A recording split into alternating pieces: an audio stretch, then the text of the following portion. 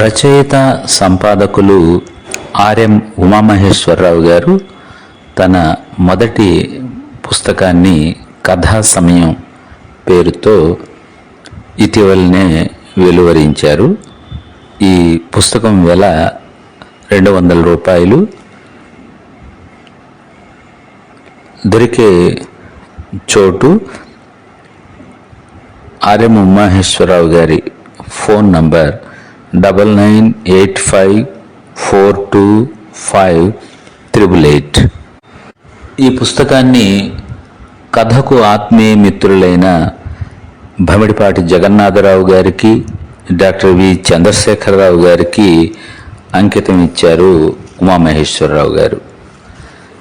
తడిగల కథలు అంటూ తన మాటగా చెబుతూ ఉమా చదువుతూ ఉండగా నా మనసుకు హత్తుకున్న కథలను పదుగురికి పంచడానికి చేసిన ప్రయత్నమే ఈ కథా సమయం.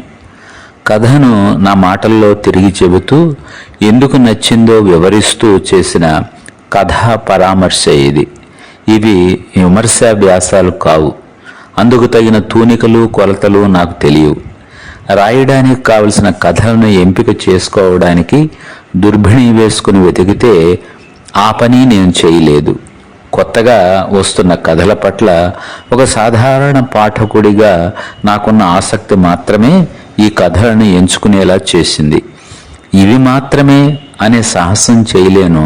ఎందుకంటే నేను చదవని కొత్త కథలు మిగిలే ఉన్నాయని నాకు తెలుసు. చదివిన వాటిలోనూ రాయాలనుకుని రాయని కథలు ఉన్నాయి. చదవడం ఆనందం, రాయడం ఒక హింస. రాస్తున్నంతసేపు ఎగ్గొట్టేద్దామనే ఉంటుంది. నా రాతబద్ధకం ఎరిగిన వారు కావడం వల్లే వాత పెట్టడానికి అన్నట్లుగా నెల రాయాల్సిందే అంటూ కథా సమయం అనే శీర్షికను సారంగాల్లో మొదలుపెట్టేశారు కల్పన అప్సర్లు. 2013లో మొదలైన కథా సమయంకి 4 నెలలకే నమస్కారం పెట్టేసి ఊపిరి పీల్చుకున్నాను. ఏదైనా బాధ్యతగా మారిపోతే బంధమై భారమై భయపెడుతుంది.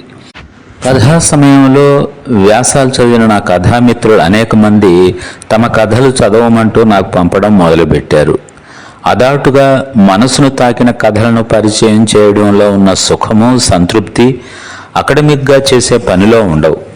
మొహమాటపు లొంగుబాట్ల కన్నా పెన్ను మూసేయడమే మేలనుకుని రాయడం ఆపేశాను.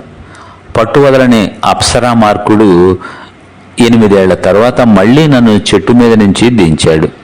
ఈసారి కథలు వెతుక్కోవడం కొంచెం కష్టమే అయ్యింది. వార, పక్ష, మాసపత్రికలు మూతబడిపోయాయి. దినపత్రికల్లోని ఆదివారం పుస్తకాలు మాత్రమే వర్తమాన తెలుగు కథకు ప్రాతినిధ్యం వహించడం లేదని అర్థమయ్యింది. కథ రెక్కలు విప్పుకొని వెబ్ ఆకాశంలో విహరిస్తోంది. ఈ సముద్రంలో గేలం వేసి కథను పట్టుకోవడం అంత సులువు కాదు. కొత్తగా ఏమి కథలు వస్తున్నాయో చెప్పండి సాములారా అంటూ సాయి వంశీ, కల్పన, వేంపల్లి షరీఫ్, గొరుసు జగదీశ్వర్ రెడ్డి వంటి మిత్రుల వెంటపడేవాడిని. ఆ లింకులు పట్టుకుని కథను తెరుచుకున్న మంచం మీద ఎల్లికలా పడుకుని గుండెల మీద పుస్తకం పెట్టుకుని చదువుకుంటున్నప్పుడు కలిగే హాయి కంప్యూటర్ తెర మీద దొరకదు. మొబైల్లో చదవడం మరీ చికాకు. దొరకబుచ్చుకున్న కథలను ప్రింట్ తీసి పుస్తకాలుగా కుట్టుకుని చదువుకునేవాడిని. అట్లా చదువుకున్న కథల్లో తడి తగిలిన వాటిని మాత్రమే కథా సమయంలో పరిచయం చేశాను. ఫలానా కథ గురించి ఎందుకు రాయలేదు, ఫలానా అస్తిత్వానికి తగినంత వాటా ఎందుకు ఇవ్వలేదు అని అడిగితే నేనేమి చెప్పలేను. అది నా బద్ధకం వల్ల కలిగిన లోపం అని తప్ప కథా సమయంలో తమ కథలను పరిచయం చేసే అవకాశం ఇచ్చిన రచయితలందరికీ నా వందనాలు.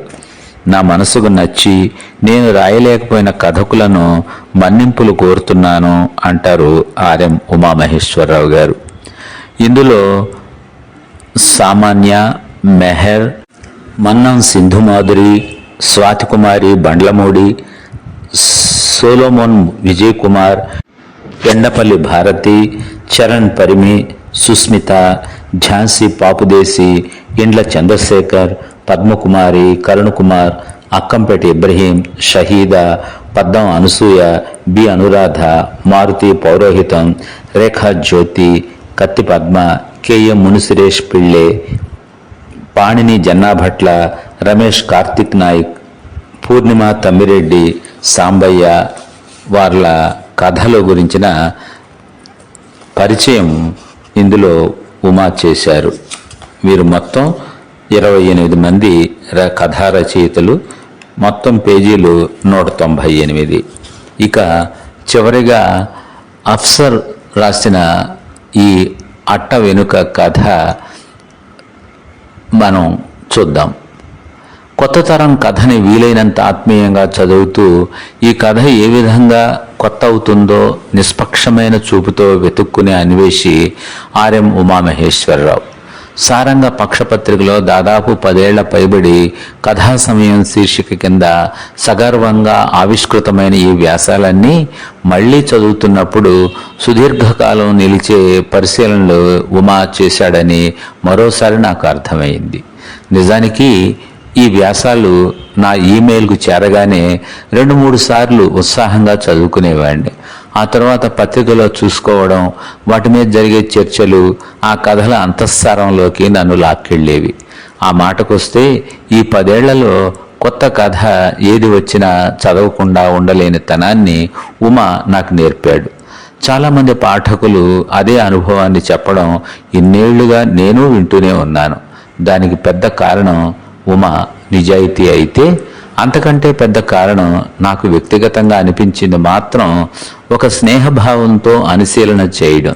ఇవాళ పుస్తక రూపంలోకి వస్తున్న ఈ సన్నిహిత విశ్లేషణలన్నీ చదువుతూ ఉంటే 10 ఏళ్ల కిందట అప్పుడే కథారంగంలోకి అమాయకంగా అడుగులేస్తూ వచ్చిన రచయితలే కనిపిస్తారు. ఇప్పుడు ఆ రచయితలంతా తమదైన ముద్రతో తెలుగు కథలో గౌరవ స్థానాన్ని నిలబెట్టుకోవడం ఉమకి గర్వకారణం.